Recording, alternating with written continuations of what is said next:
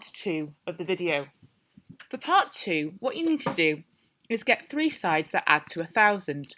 I have randomly chosen these 3 sides. You can choose whatever you like.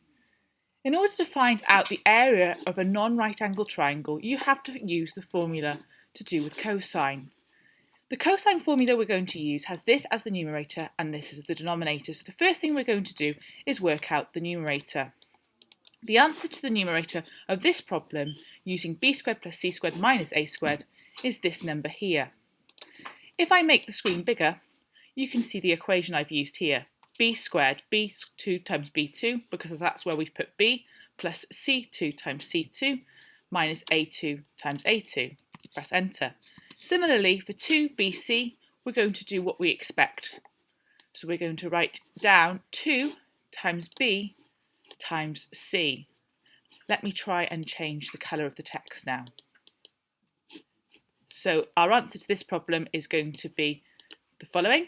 Then e divided by f is going to be the numerator divided by the denominator, which is going to give us this answer. And then last step is to find arc cos, or cos to the minus 1.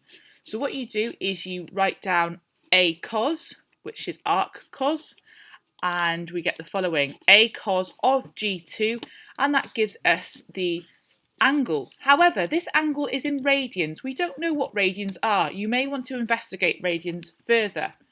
You can then put it into degrees if you want to, but this is an optional step. You write equals deg, and then you select the radians. So we are going to get the degrees between two of the sides in this shape is going to be as follows. Deg, or not deg, we need to write degrees of h2. There we go.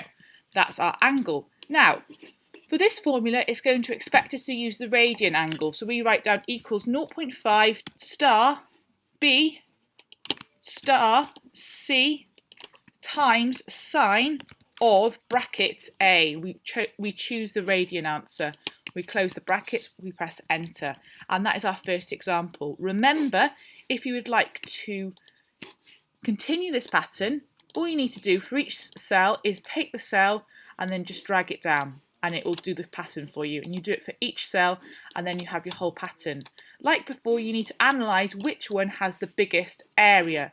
If you're done with that, you could then go on to circles, for example. You need to find something where pi d, which is the area, or the circumference of the circle, is equal to 1,000. So that's another thing you can do. There's probably only one option for a circle, and you can do other shapes, but you need to remember that all the sides on the outside add up to 1,000. I hope that helps you with your investigation. Thank you.